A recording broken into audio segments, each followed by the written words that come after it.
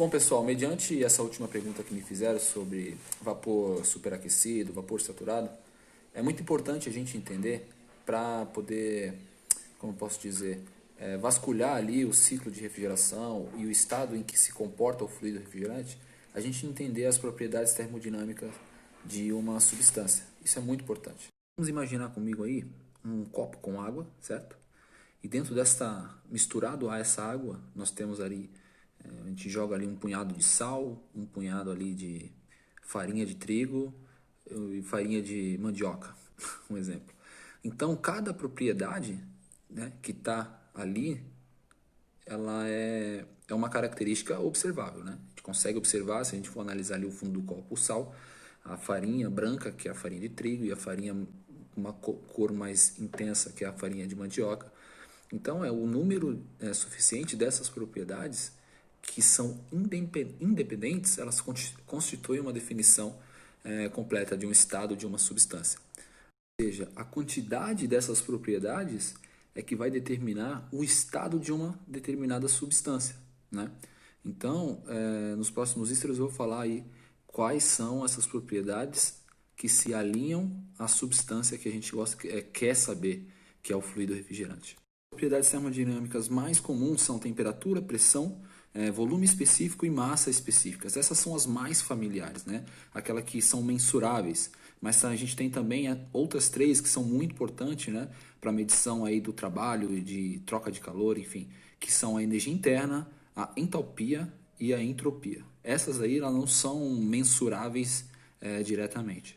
De todas essas propriedades termodinâmicas ao qual eu citei, cada um tem a sua devida importância, né? Porém, as primeiras elas são de mais fácil compreensão. O que eu quero falar com vocês são das três últimas, né?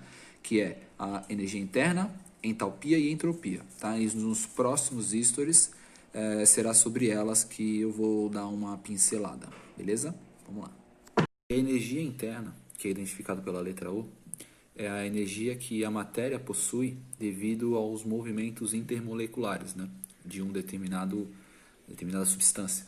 A energia ela pode ser dividida em duas partes, né? Que é a energia cinética molecular interna e a energia potencial interna, né? A primeira, a energia cinética, ela é ligada à velocidade dessas moléculas. E a segunda, ela está relacionada às forças de atração dessas moléculas.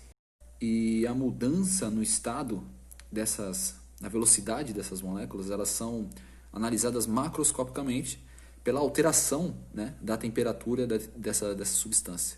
Bom, já a variação da posição dessas moléculas, elas estão relacionadas à mudança de fase dessa substância, entendeu?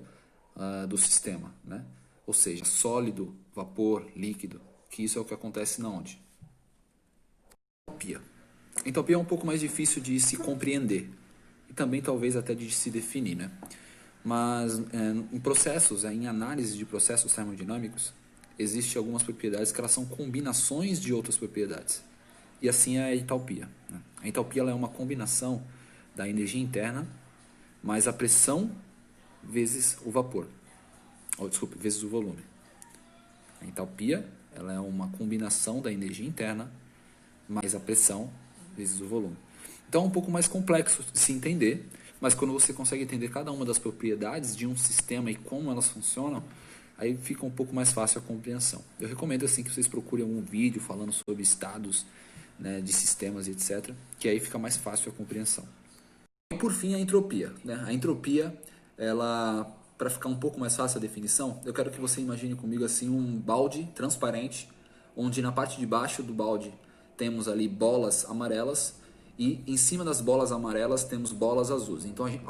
Então a gente consegue identificar a cor, né, e que está separado e organizado. Então quando a gente pega esse balde e chacoalha esse balde, vai haver uma mistura e uma desordem. A entropia ela é a desordem de moléculas. Então, né, vamos pegar aí como se fosse cada bola uma molécula, então a gente misturou.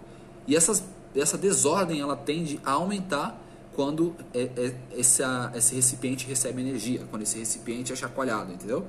Então, isso é analisado também no estado de um fluido refrigerante. A desordem das moléculas é a entropia.